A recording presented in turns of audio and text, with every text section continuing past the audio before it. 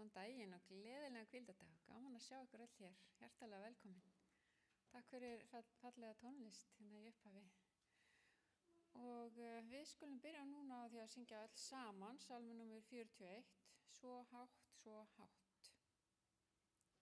Salmur 41.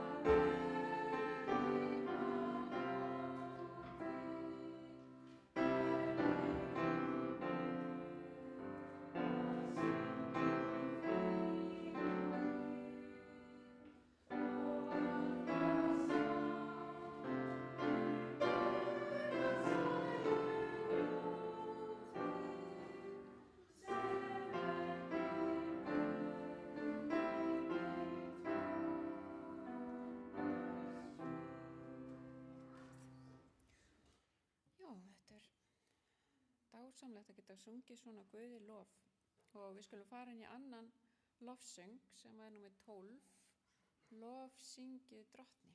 Þetta er eins og við fáum þegar við syngjum þennan sálm að syngja með sjálfum englunum á himni.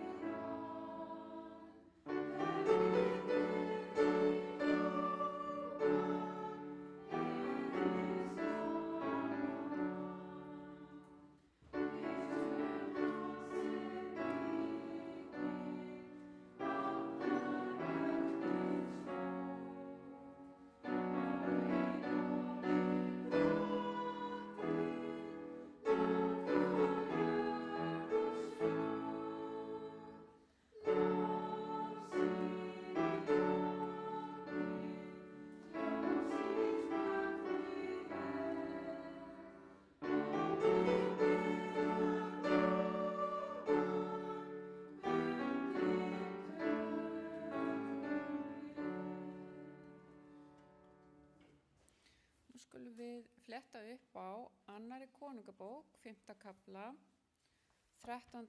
til 14. versi. Önnur konungabók, 5. kafli, 13 til 14. Og við skulum rísa á fæturum með að ég lesi ykkur orði Guðs.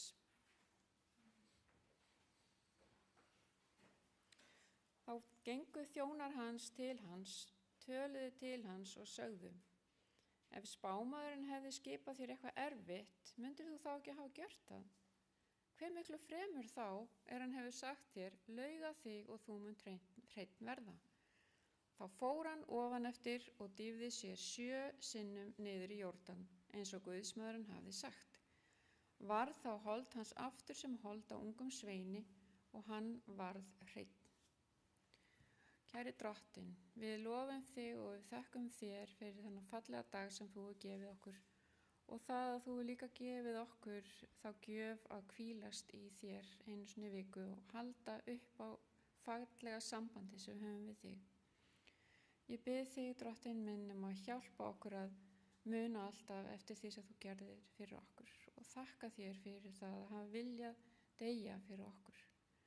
Og viltu hjálpa okkur að deyja eigingirnin í okkur sjálfum og þjóna þér og þjóna náunga okkar og vera kærleiksrík við hvort annað, þolinmóð og fara líka til þeirra sem að eiga erfitt og eiga bágt. Hjálpa okkur að vera ljós í þessum heimi eins og þú ert ljós, Drottinn. Og bið fyrir því að þú megi vera með ræðumanninum. Vilt þú tala til okkar í gegnum hann með þínum heilaga anda. Ég bið í Jesú nafni. Amen. Þá komið að sálmi sem ég lærði reynda sem barn og er oft kallaði barnasálmur, en hann líka fyrir okkur fullorðna. Það Ástarfaðir himinhæða, númer 76.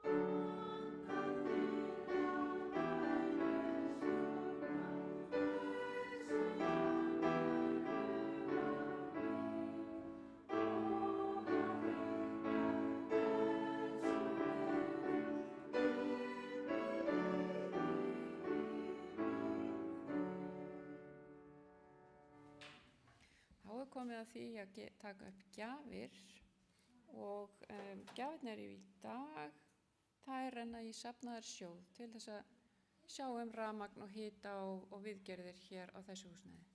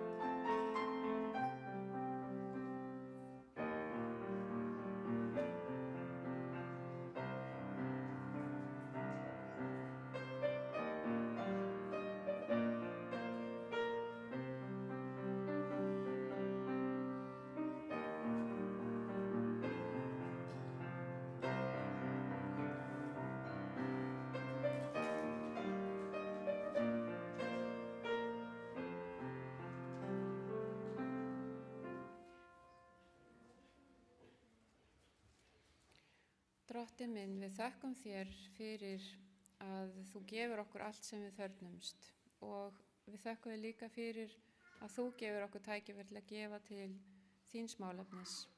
Ég bið þig að blessa þessar gjafir og margfalda í Jesú nafni. Amen.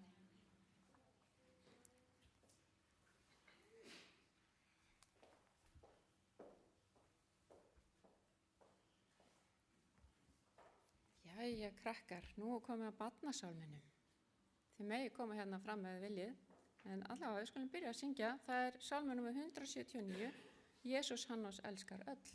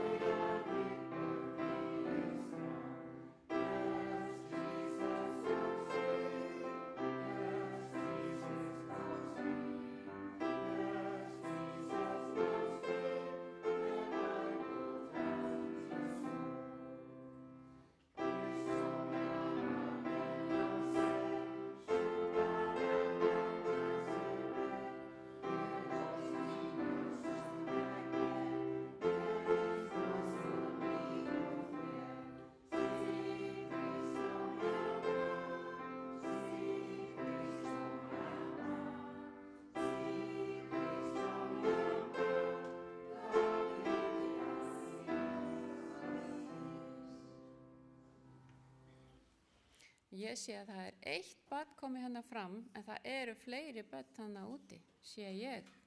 Vil ekki koma? Veista Lilja, komdu. Komdu.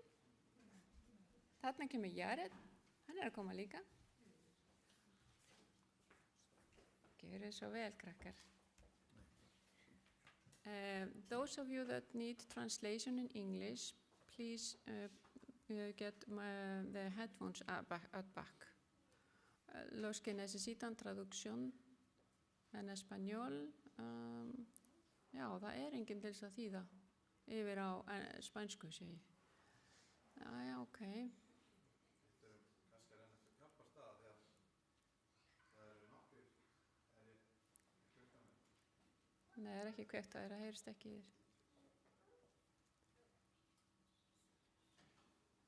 þér. 1, 2.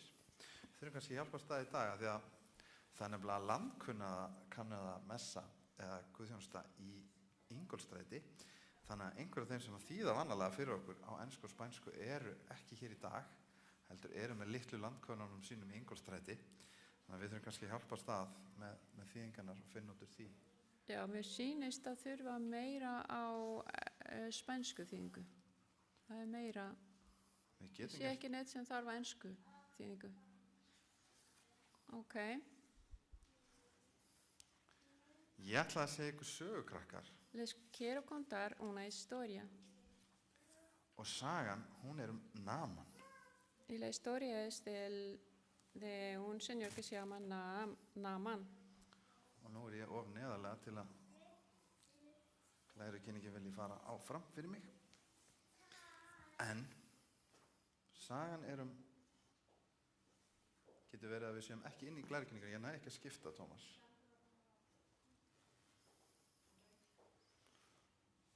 Svona, þetta var kannski mér að kenna.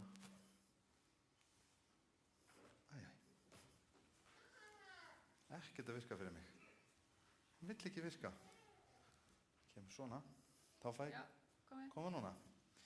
Sjáðu þið. Litla stúlkan. Esta niña. Það var litla stúlkan sem var langt í burtu frá heimili sínu. Vivía muy lejos de su casa. Og það er þetta.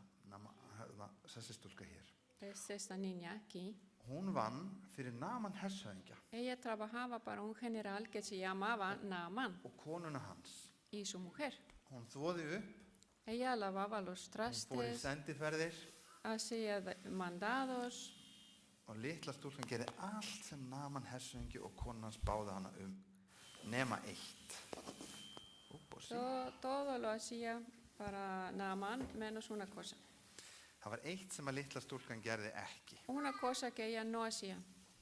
Hún vildi nefnilega ekki tilbiðja líkneski. No quería adorar Sáðu í a bókinni. ídolos. Þessi saga kemur úr bókinni Trúfasti vinir. Esto viene del libro que se llama Trúfasti vinir. Nefnilega Naman og hershöfðingi og konan hans, þau tilböðu líkneski, svona steinlíkneski. Es que Naamán y su mujer adoraban a ídolos, En líkneskin, þau voru sjónlaus, pero los getið gert svona ídolos krakkar, sjónlaus, sá ekki neitt, no podían ver nada og þau voru heyrnalaus, y no escuchaban nada.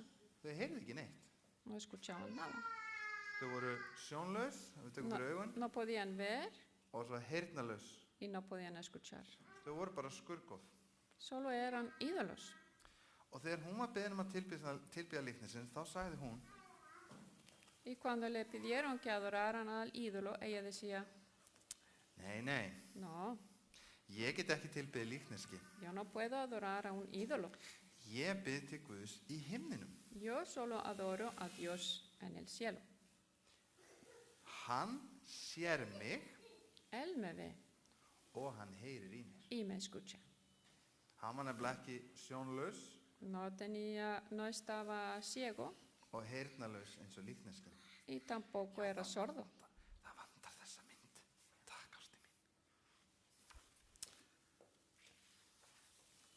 En einn daginn, Un día þá var hún að koma með morgumatinn til konunans Namans. llegó con el desayuno para la señora, En sjáuði, hún var að gráta. pero la señora estaba llorando. Akkur var hún að gráta, spurði ¿Por hún. qué estaba llorando? Og konan sagði, Naman hershöfðingi er veikur. Y la señora dijo, mi esposo Naamán está Hann er með enfermo, holdsveiki tiene lepra og læknarnir get ekki hjálpa honum. y los doctores no le pueden ayudar. En ég þekki einn mann, sagði litla stúlkan, Entonces la niña dijo, yo conozco un señor sem getur læknað Naman que hershöfðingja. puede curarlo. Ef Naman vill fara langt í burtu til spámannsins heima hjá mér, Si va con el profeta de mi país, langt í burtu, muy lejos de aquí, þá mun spámannin vita hvað þarf að gera til þess að hann verði heilbrigður. entonces el profeta va a saber qué tiene que hacer para tener salud. Og sjáu þið hérna, er konan hans Namans Mira, aquí está la mujer de Naamán að segja Naman hvað litla stúlkan hafi sagt. diciéndole a Naamán qué es lo que dijo la niña. Ég ætla að fara og hitta spámannin, sagði Naman hershöfðingi. Naamán dijo, yo voy a ver el profeta. Ég ætla að fara með gjafir handans til hans. Voy a llevar regalos. Og Naman hershöfðingi, hann fór á besta vagninum sínum Llevó su carruaje, el mejor, og hann notaði bestu hestana sína. y sus mejores caballos, Og hann fór ekki einn, heldur fór hann líka með hermörunum sínum. y se llevó sus soldados. Og hann veifaði hershöfðingin veifaði til konunar og veifaði líka til stúlkunar þegar hann fór í burtu. Y mandó saludos a todos. Og eftir langa ferð, Después de un viaje largo, þá sá allt í einu spámarinn Elísa, sá Naman hershöfðingi að koma eftir veginum. el profeta Elisa vio que Naamán estaba viniendo Og hann hefði heyrt sjúkdóm Namans hershöfðingja. y había escuchado que estaba enfermo. Svo hann sendi þennan mann Entonces mandó su sirviente og sagði til að hitta Naman og segja hann hvað hann ætti að gera. para que fuera a hablar con él, Naamán, para decirle qué hacer. Og vitið þið hvað Naman átti að gera? ¿Y saben lo que tenía que hacer Naamán? Spámarinn sagði nefnilega, segðu Naman hershöfðingja El profeta dijo, dile a Naamán að fara og lauga sér 7 sinnum í ánni Jórdan que se bañe en el río Jordán og þá mun að vera heilbrigður. y así va a estar saludable. Hann átti að fara 7 sinnum onni ána. Tenía que ir 7 veces dentro del río, En var Naman skítugur pero Naamán estaba sucio eða var hann veikur? o estaba enfermo. Spámarinn sagði, farið 7 sinnum og þá verður heilbriður. El profeta dijo, ve y métete al río 7 veces y vas a tener salud. Naaman hershöfðingi sagði við mennina sína, heldur spámarinn að ég sé óhreinn? El Naamán dijo, ¿qué cree que Heldur hann bara að ég þurfa að cree fara el í bað? profeta que yo estoy todo sucio? Ég ætla sko ekki að lauga mig í þessari gruggu á. No me voy a bañar en este río tan sucio. Það eru miklu betri ár heima hjá mér. Los ríos de mi país son mucho mejores. Hann var mjög reiður. Y estaba muy enojado. Ég ætla bara að fara heim, sagði Naaman Me hershöfðingi. voy a casa. Og Naaman hershöfðingi lagði á stað. Y se empezó su viaje, En muniði, hermennina hans voru með honum. pero sus soldados estaban ahí con él Og á leiðinni þá voru þeir að reyna að tala við hann. y en el camino estaban hablando con él. Og þeir sögðu við hann, Y le dijeron, ef spámarinn hefði beðið að gera eitthvað erfitt, si el profeta te hubiera dicho que hagas algo difícil, hefur ekki gert það. ¿lo hubieras hecho? Ef þeir hefði beðið að gera eitthvað rosalega erfitt, Si te hubieran pedido que hicieras algo difícil, þá hefur örugglega að prófa það. seguramente lo hubieras por lo menos intentado. Hvers vegna gerir ekki þetta lítilræði? ¿Por Akkur qué, gerir ekki þetta litla sem hann er beðið um? ¿por qué no haces eso? Es que es tan simple. Akkur prófar það ekki bara? ¿Por qué no lo intentas? Og við sjáum að Naaman beygði í áttina að ánni. Entonces Naamán fue hacia el río. Hann hugsaði, jú, ég get alveg prófað, ég er komin svo langa leið, ég get prófað þetta. Bueno, lo voy a intentar, dijo Naamán. En vatnið var gruggugt þar sem Naaman fór onni Pero el río estaba sucio donde estaba Naamán og hann dýfði sig niður í vatnið y se metió al río og hann kíkti á henduna sínar y miraba a sus manos og blettinni voru ennþá þar. y las manchas ahí todavía estaban. Hann dýfði sig aftur niður í vatnið Y otra vez se metió og holdsveikisblettinni voru aftur y þar. todavía estaban las manchas. Og hann dýfði sig enn aftur, Y otra vez se metió al río. en blettinni voru enn á honum. Todavía estaban las manchas. Og þið sjáu að menninni hans, þeir voru á bakkanum og þeir voru að fylgjast með að hann var ennþá með þessa bletti. Y los soldados estaban ahí viendo y que todavía tenían las manchas. Svo hann dýfði sig niður aftur, Y una vez aftur, aftur og aftur. y otra vez Þá var hann búinn að fara 6 sinnum. ya se había metido 6 veces. En sjáu þið, blettinni voru ennþá jafn Todavía stórir. estaban las manchas áður. iguales. Naaman hershöfðingi dýfði sig niður í vatnið í 7. og síðasta skipti. Y la 7ª vez se metió al río y por última vez, Og vitið hvað gerðist? ¿qué es lo que pasó? Oh, que Blettinni voru farnir. ya se habían ido las manchas. Hann var heilbrigður. Ya tenía la Hann salud kíkti de alls nuevo. staðar og allir blettinni voru horfnir. Todas las manchas se habían ido. Og mennina, sjáu, þeir eru að klappa, þeir voru svo Y glaðir. mira, los soldados estaban muy felices también. Svo Naaman dreif sig á stað, Entonces se fue de nuevo, hoppaði í fötin og hoppaði upp á vagnin sinn se vistió og y se fue dreif sig til spámannsins. y regresó al profeta Og hann ætlaði að þakka spámannum og gefa honum gjafir y munni. le quería dar regalos. En vitið hvað spámannin saði? Pero ¿saben lo que dijo el profeta? Nei, ekki gefa mér gjafir. No, gracias. Það var Guð sem læknaði þig. Fue Dios que te curó. Það var Guð sem gerði þig heilbriðan. Og vitið þið hvað? ¿Y saben qué? Mikið voru konan hans Naamans og litla stúlkan glöð þegar Naaman kom tilbaka heilbriður. Qué felices estaba su esposa y la niña cuando regresó a casa. Todo saludable. En það sem skipti kannski mestu máli Pero lo más importante fue, að núna báð Naaman hershöfðingi og konan hans ekki til skurgós. ahora no adoraban a ídolos, la familia. Muniði skurgóðan góti hvorki séð ¿Se acuerdan que los ídolos no podían ver né heyrt. y tampoco escuchar? Núna bað Naaman hershöfðingi til Guðs á himninum Ahora adoraban a Dios en el og cielo. litla stúlkan bað með þeim. Y también la niña pequeña oraba con ellos, la sirviente. Þakka þér Guð í himninum, sagði Naaman hershöfðingi. Gracias Dios en el cielo, dijo Naamán. Takk fyrir að gera mig heilbriðan. Gracias por hacerme saludable. Eigum við að biðja saman, krakkar? Vamos a orar a Dios. Setja spenna svona greipar. Vamos. Góði Guð, Querido Dios, takk fyrir það að þú vilt passa upp á okkur. gracias que tú quieres cuidar de nosotros. Takk fyrir það að þú getur læknað okkur Gracias que tú puedes curarnos. og þú getur verið með okkur líka þegar það er erfitt. Y tú puedes estar con nosotros también cuando hay dificultades. Góði Guð, við þökkum þér fyrir allt sem þú gerir fyrir okkur Gracias por todo lo que haces para nosotros. og biðjum þig að blessa börnin hér Bendice a los niños aquí og líka stóru börnin. y también los adultos. Að þú sért með okkur öllum.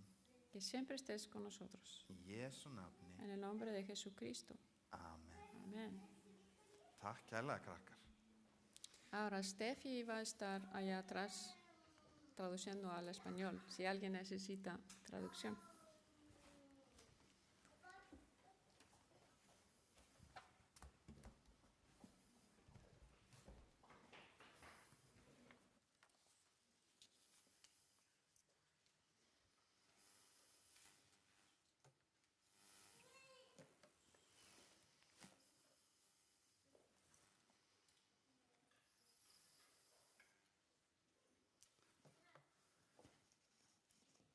Tómas, þú mátt endilega setja aftur yfir á hina klærikynninguna. Gleðilegan hvíldardag öll sömul og gaman að sjá ykkur öll sömul hér.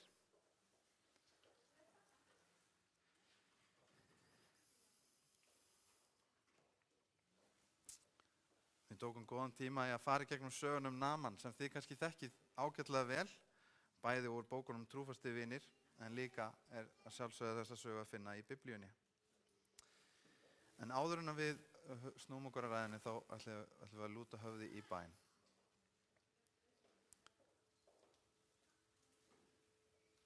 Kæri himneski Faðir, við þökkum þér fyrir þínar blessanir og fyrir þína miskunn og þína náð sem þú gefur okkur ríkulega af hverjum degi. Kæri Faðir, við biðjum þig að blessa þessa stund og þú megir vera með mér og vera með okkur öllum, að þinn heilaga andi megir stýra og að þú megir blessa okkur ríkulega. Við biðjum þess í Jesú nafni. Amen. Ég trúi því að Guð hafi ekki bara sett söguna Naman í Biblíuna og varðveitt hana öll þessi ár, einungis til þess að vera barnasaga. Það gefur að skilja að ég les mikið af barnasögum núna með sem eru ungar á aldrum og ég verð alltaf meira og meira sannfærður það að það sé meira til að læra af þessum barnasögum en það sem bara á yfirborðinu. Við lesum í 2. Tímóteusarbréfi, 3. kafla og 16. og 17. versi að sérhver ritning innblásin af Guði og nytsum til fræðslu, til umvöndunar, til réttlætingar og til menntunar í réttlæti. Til leiðréttingar og til menntunar í réttlæti. Og versi 17, til þess að sá sem tilheyrir Guði sé albúin og hæfur gjör til sérhvers góðs verk. Við finnum þessa frásögu Naman í 2. konungabók, 5. kafla og ég bið ykkur að opna Biblíuna með mér í 5. kafla síðari konungabókar og við ætlum að lesa saman úr ritningunni þessa sögu. Þegar við lesum í Biblíunni þá sjáum við það að barnasöguna hafa stundum sleppt sumum smáatriðum og sumu betur lýst að maður mætti svo að orði komast. En það náttúrulega til þess að segja börnunum frá. En þessa sögur að finna í 5. kafla síðari konungabók, 1. til og með 19. versi. En við langar til að rannsaka þessa sögu aðeins nánar og þess vegna held ég að það sé gott fyrir okkur að lesa hann í gegn og ég bið ykkur að fylgja með mér. Og við byrjum í 1. versi. Naman, hershöfðingi Sýrlands konungs, var í miklu metum hjá herra sínum og í hávegum hafður. Því að undir forystu hans hafði drottinn veitt Sýrlendingum sigur og var maðurinn hinn mesti kappi en líkþrár. Sýrlendingar höfðu farið í herför í smáflokkum og haft burt af Ísraelslandi unga stúlku. Þjónaði hún konu Namans. Hún sagði við húsmóður sína: Ég vildi óska þess að húsbóndi minn væri kominn til spámannsins í Samaríu. Hann myndi losa hann við líkþrána. Þá fór Naman og sagði herra sínum frá á þessa leið: Svo og svo hefur stúlkan frá Ísraelslandi talað. Þá mælti Sýrlands konungur: Far þú, ég skal senda Ísraels konungi bréf. Lagði Naman þá af stað og tók með sér 10 talentur silfurs, 6.000 sikla gulls og 10 alklæðni. Hann færði Ísraels konungi bréfið sem var á þessa leið. Þegar bréf þetta kemur þér í hendur, þá skalt þú vita að ég hef sendt til þín Naaman þjón minn og skalt þú losa hann við líkþrá hans.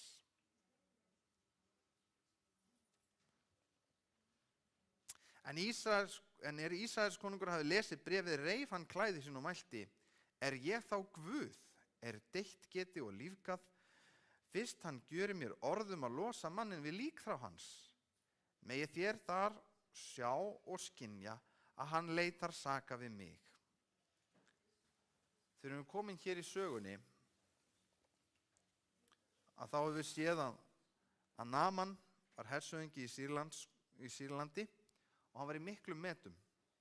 Við sjáum jafnvel að Biblían segir okkur að Guð hafi blessað hann, jafnvel þótt að hann var meira að segja í stríði við Ísrael.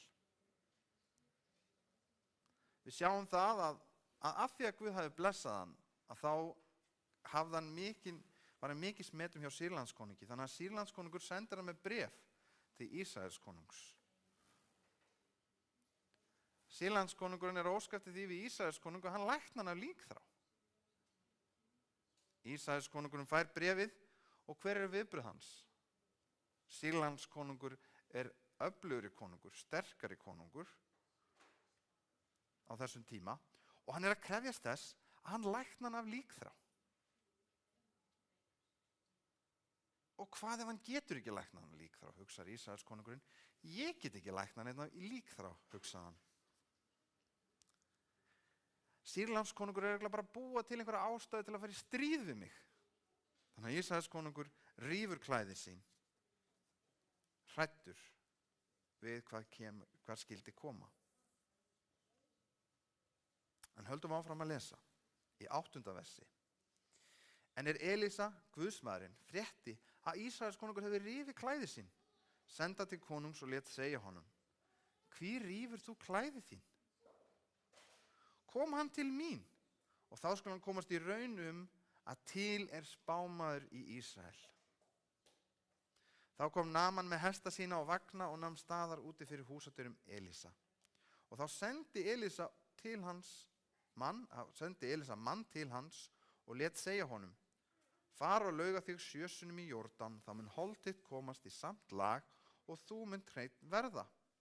Og í 11. versi lesum við: Þá var Naaman reiður og gekk burt og mælti: Ég hugði þó að hann myndi koma út til mín og ganga að mér og ákalla nafn drottins Guðsins, veifa hendinni í áttina til helgistaðarins og koma þannig líkþránni burt. 12. vers. Er ekki Abana og Farfar fljótin hjá Damaskus betri en allar ár í Ísrael? Gæti ég ekki lauga mig í þeim og orðið hreinn? Snér hann sér þá við og hélt í burtu í reiði. Þá gengu þjónar hans til hans, töluðu til hans og sögðu: Ef spámaðurinn hefði skipað þér eitthvað erfitt, mundirðu þá ekki hafa gjört það? Ef spámaðurinn hefði beðið að gera eitthvað erfitt, fara og sigra eitthvað virki eða gera einhver svona eins og í ævintýrunum, drepa dreka eða vinna ljónahjörð eða hvað eitthvað erfitt verkefni, hefði það þá verið þess verðugt að þú myndir gera það og reyna það? Hve miklu fremur þá hann hefur sagt þér: Lauga þig og þú munt hreinn verða? Akkur ekki að prófa þetta? Þetta einfalt. Þú getur gert þetta bara smá stund, sögðu við hann. Lauga þig og þá mundir hreinn verða. Og við lesum áfram í 14. versi. Þá fór hann ofan eftir og dýfði sér 7 sinnum í Jórdan, eins og Guðsmaðurinn hafði sagt. Var þá hold hans aftur sem hold á ungum sveini og hann var hreinn. Þá hvarf hann aftur til Guðsmannsins og allt hans föruneyti, og hann kom þangað, gekk hann fyrir hann og mælti: Nú veit ég að engin Guð til í neinu landi nema í Ísrael, og þigg nú gjöf af þjóni þínum. En Elísa mælti: Svo sannarlega sem drottin lifir, sá ég þjóna, ég tek ekki við neinu. Og þótt hann legði að honum að taka við því, þá færðist hann undan. Þá mælti Naman í 17. versi: ef ekki, þá lát þó gefa þjóni þínum mold á 2 múla, því að þjónn þinn mun eigi framar færa brennifórnir og sláturfórnir neinum guð öðru en drottinn. 18. vers. Það eitt verður drottinn að fyrirgefa þjóni þínum, þegar herra minn gengur í musteri Rimmons til þess að biðjast fyrir, og hann þá styðst við hönd mína, svo að ég fell fram í musteri Rimmons, þegar hann fellur fram í musteri Rimmons. Það verður drottinn að fyrirgefa þjóni þínum. En Elísa mælti til hans: far þú í friði. Sagan heldur aðeins áfram, en mér langar til að stoppa hér í sögunni eins og barnasagan gerir. En hverjar eru aðalpersónurnar í þessari sögu, ef við hjálpumst aðeins af? Getið þið nefnt einhverjar aðalpersónur í þessari sögu? Já. Naman er aðalpersóna, já, það er rétt. Naman er eina af aðalpersónunum. Litla stúlkan, já, hún er eina af aðalpersónunum í þessari sögu. Ung stúlkan í þjónustu Namans. Konan hans Namans. Og guðsmaðurinn Elísa, já. Já, og spámaðurinn, alveg rétt, takk fyrir að hjálpa okkur. Og við lesum í þessum texta hvað þörf var til staðar. Hvað var vandamálið? Já, Naman var með holdsveiki. Hann þurfti lækningu á holdsveiki.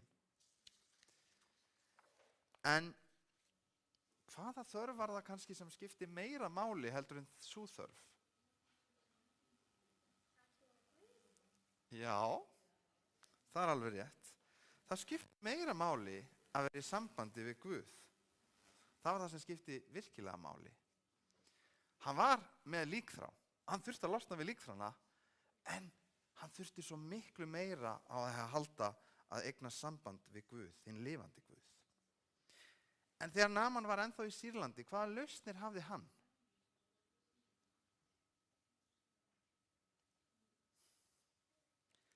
Læknar á þessa tíma og þessa svæðis gátu ekkert gert fyrir hann. Hann var fastur með líkþrá. Það var þess vegna sem að konungurinn í Ísrael sagði: bíddu, hvað á ég að gera? Ég get ekki læknað, það getur enginn læknað hann. En hafið þið líka einhvern tímann velt fyrir ykkur, hvers vegna treysti Naman ungu stúlkunni? Hvernig gat vitnisburður svo ungra stúlku verið svona áhrifamikill? Já, því að hún sinnti sínu vel, og hún stóð sig vel í því sem hún var að gera, og hún var gott vitni Guði alla sína daga. Hún var trúföst, jafnvel í erfiðum kringumstæðum, og hún var vitni á heimili Namans.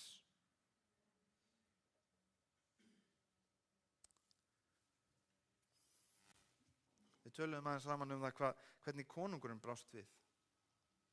Hann reif klæði sín. Hann hélt að Sýrlands konungur væri bara að reyna að finna ástæðu til að fara í stríð við sig.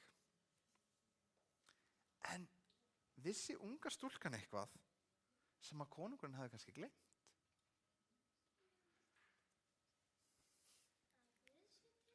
Já, var hann kannski búinn að gleyma því að Guð væri til? Getur það verið? Unga stúlkan vissi að Guð væri til, og hún vissi að hann ætti spámann. Og hún vissi að spámaðurinn gæti læknað hann. En konungurinn, hann hugsaði ekki einu sinni til Guðs eða spámannsins. Og þannig sjáum við að Guð var að vinna í lífi Namans, sýrlenska herforingjans, en það var ekki pláss fyrir Guð í lífi Ísraels konungsins.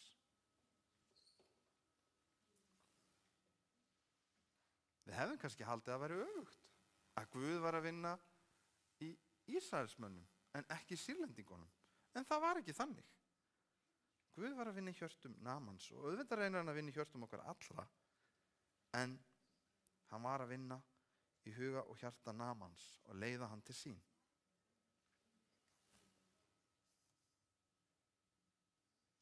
En hvað gerðist þegar Naaman kom til spámannsins?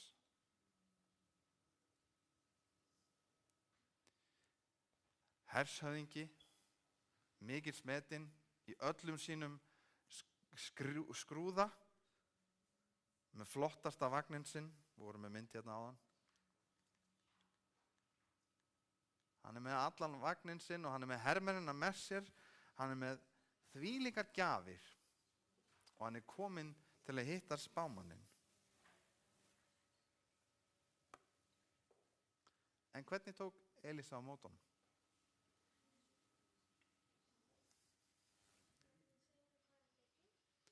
Hann sendi mann út á móti honum. Heyrðu, farðu að gera þetta. Það var engin rauður dregill, það var engin veisla þegar hann kom. Það kom sendimaður út á móti honum. Og sendimaðurinn kom með einföld skilaboð. Farðu og laugaðu þig 7 sinnum í ánni Jórdan og þá muntu verða heilbrigður, þá muntu verða hreinn.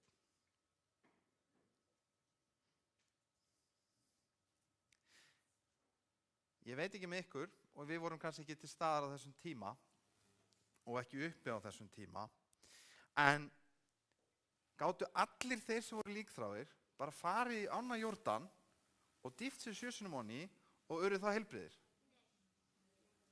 Nei, það er ekki einhver svona töfralíf sem virkar alltaf þegar maður er líkþrá.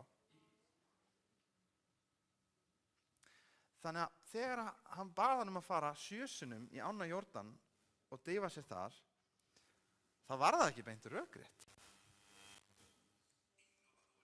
Er það nokkuð?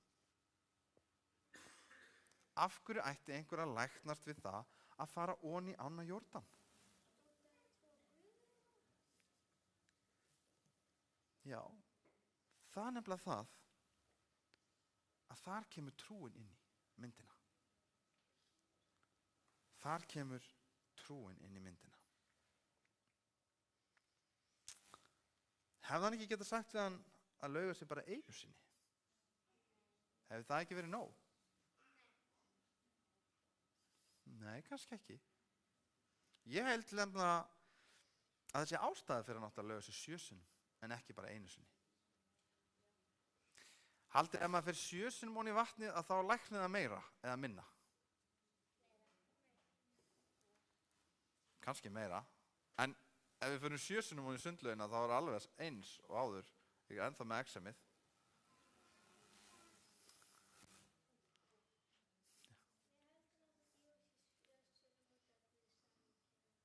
Já, nákvæmlega.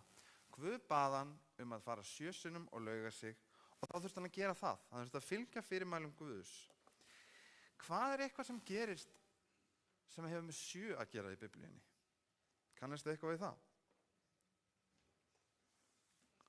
Hvaða dagur er í dag? Já? Það er laugadagur. Og hvaða dagur er það í vikunni?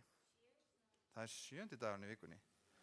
Það er sunnudagur, mánudagur, þriðjudagur, miðvikudagur, fimmtudagur, föstudagur og svo laugadagur.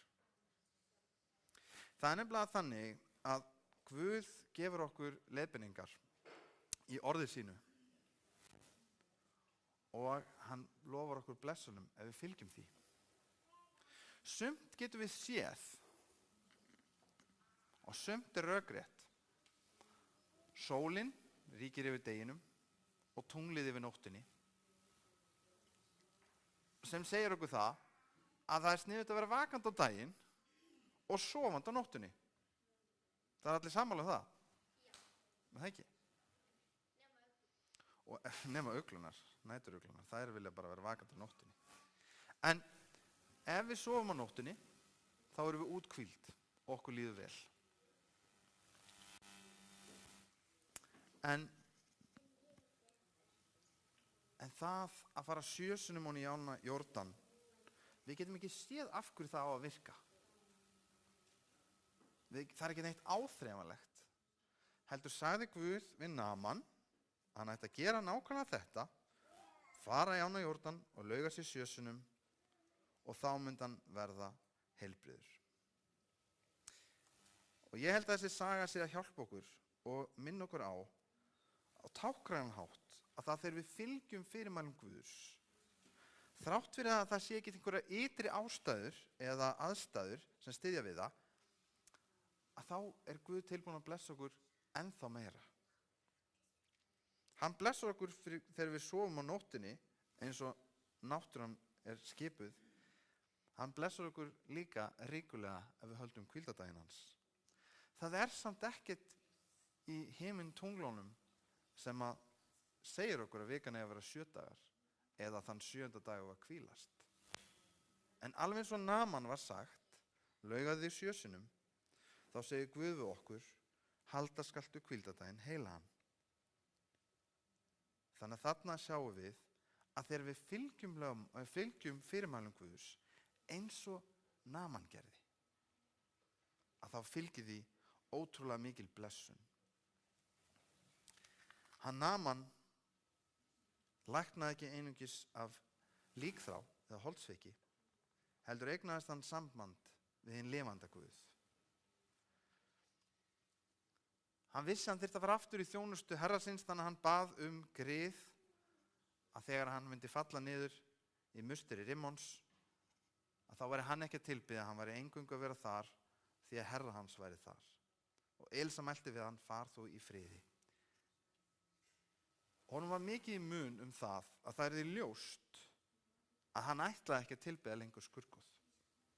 Hann ætlaði að tilbiðja hinn lifandi Guð. Naaman hafði komist í raun að það væri engin Guð nema Guð. Að allir hinn skurgoðin, þau hafði engan kraft á bakvið sig. Og ef við fylgjum fyrirmælum Guðs, að þá vil hann blessa okkur. Já, Naaman var líkþrár og hann þurfti á lækningu að halda. En umfram allt þurfti hann á Guði að halda í líf sitt. Og það er eins með okkur öll hinn. Við þurfum öll á lækningu að halda. Við erum öll syndarar og okkur skortir dýrð Guðs. En það er það sem er svo fallegt líka við þessa sögu.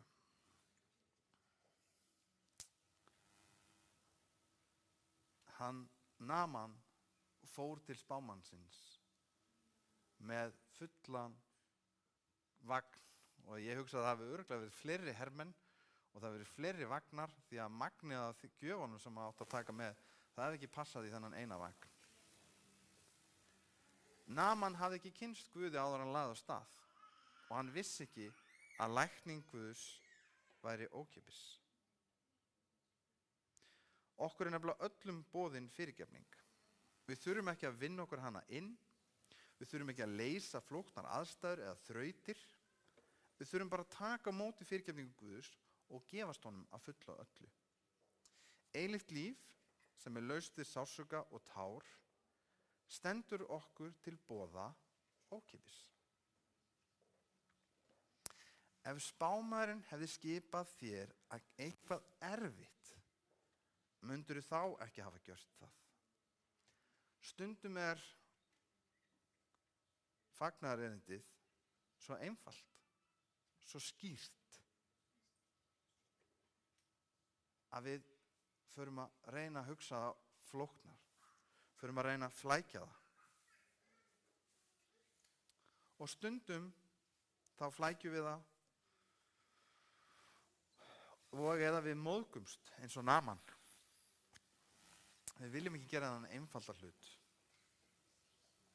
En að hringir í huga mínum þessi orð. Við sjáum það að hermenn Naamans, þeim þótti vænt Naaman. Hann var greinilega góður hersöðingi, hann passaði upp á sína hermenn. Og þeim þótti það vænt hann að þeir reyndu að telja hann af því að fara. Þeir vildu að hann fengi lækningu. Þeir vildu reyna að sannfæra hann að láta á það reyna að gera eins og spámaðurinn sagði. Það er eins og hann hefði reynst þeim svo vel að þeir vildi ekki að hann myndi missa þessu tækifæri. Þeir voru Sýrlendingar. Þeir trúðu ekki á Guð að öllum líkindum. En þeir sögðu við hann, ef spámaðurinn hefði skipað eitthvað erfitt, mundir þau þá ekki hafa gjört það. Ef hann átt að gera einhverja hetjudáð, ef hann hefði þurft að fara einhvert lengst og ná í eitthvað blóm og fara á þangað og ná í einhvert vökva og gera einhverja hetjudáðir, hefði hann þá ekki prófað það og látið á það reyna. En að því það var einfalt, að því að það krafst þess að sýna auðmýkt, að því að það krafðist þess að hann gekk í ána án þess að vita það, vitandi það kannski meira að segja, að áin gæti ekki læknað hann, en samt trúandi að Guð gæti læknað hann. Það var ekkert í ánni sem gæti læknað hann, en Guð gæti svo sannarlega gert það. Og eftir að hermennin hans sannfæra hann að láta á það reyna, að láta á þetta lítilræði reyna, prófaðu að reyna Guð, treystu Guði.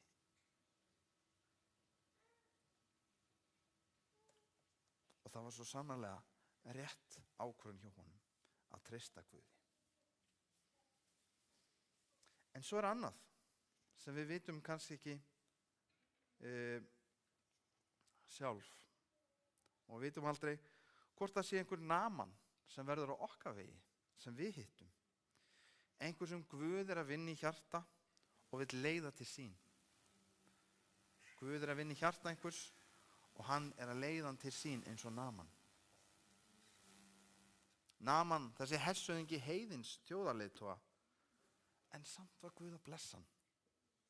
Samt var Guð með honum og undirbjó hjarta hans og aðstæður þannig að hann gæti komið til spámannsins og hann gæti fengið þessa lækningu og hann gæti komist í samband við Guð.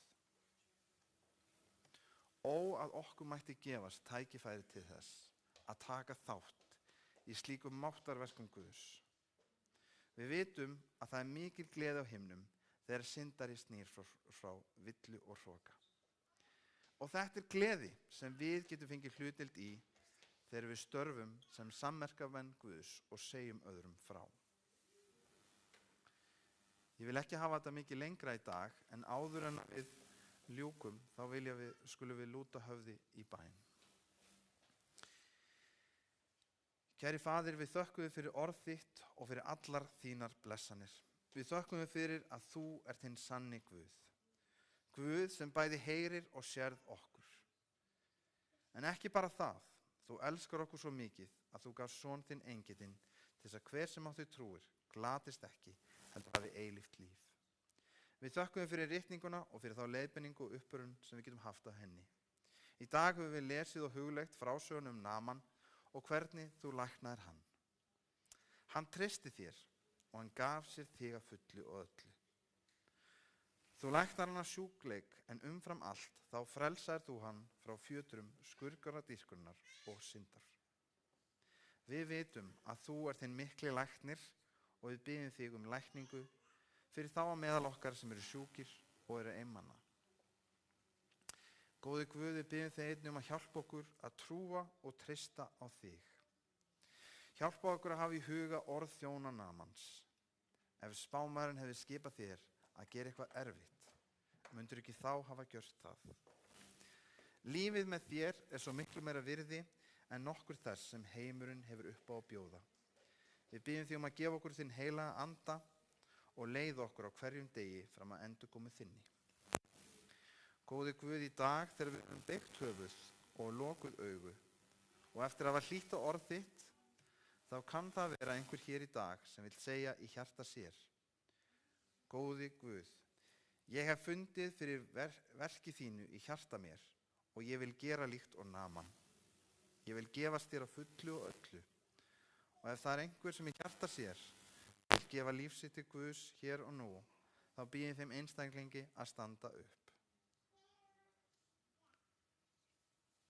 Góði Guð, á meðan við erum enn með beygð höfuð í bæn og lokuð augu, þá kann einnig að vera hér einhver í dag sem vill standa frammi fyrir Guði og segja: Guð, Ég veit þú ert Guð himinsins og þú heyrir og sérð að þú vilt ekki að nokkur glatist.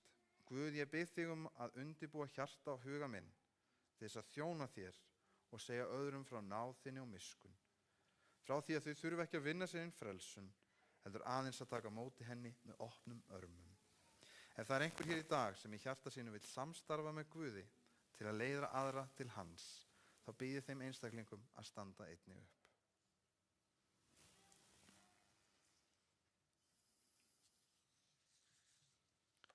Svo ef það er einhver sem vill gefa líf sitt Guði, þá bið ég að rísa á fætur, og ef það er einhver sem vill samstarfa með Guði til að leiða aðra til hans, þá bið ég einnig þeim að standa á fætur. Amen. Góði Guð, ég bið þig að blessa þessa ákvörðun sem við höfum tekið hér í hjörtum okkar í dag. Ég bið þig að þú megir blessa okkur og að við megum vera öðrum til blessunar. Við biðjum þess í Jesú nafni. Amen.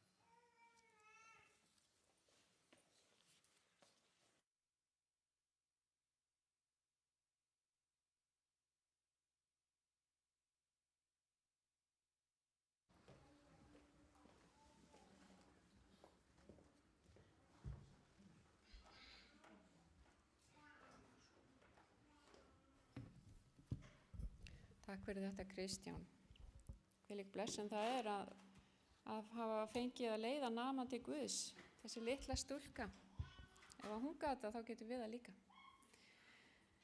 Við skulum núna syngja salmi númer 156, Dagum nokkuð Drottinn, og þetta er salmur það þegar Jesús kemur aftur og hann er mjög stuttur, þannig að við skulum syngja hann tvisvar sinnum.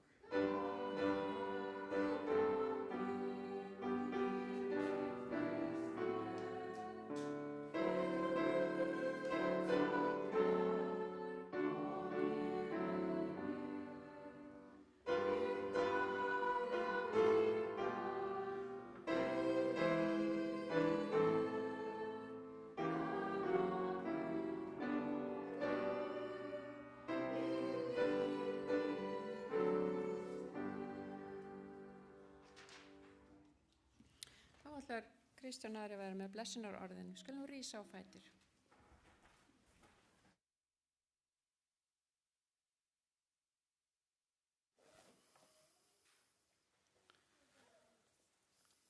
Ég les blessunarorðin á þessu sinni úr hinu almenna bréfi Júdasar, 24. og 5. versi. En honum sem megnar að varveita yður frá hrösun og láta yður koma fram fyrir dýrð sína, lítalaus í fögnuði, einum Guði sem frelsar oss fyrir Jesú Krist, Drottinn vorn, sé dýrð, hátign, máttur og vald fyrir allar aldir, nú og allar aldir. Amen.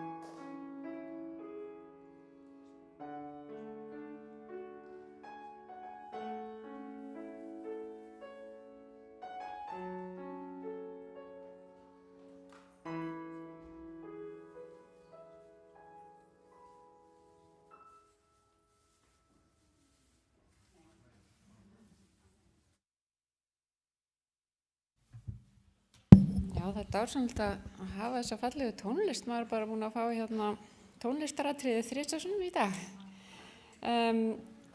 Já, í dag er einhverjir með tilkynningar. Það er endur að fara að koma sumarmót og það má minna á það að þá er lokað hérna í kirkjunni, er það ekki rétt? Eða, já, það er eina skipti sem er lokað, skils mér.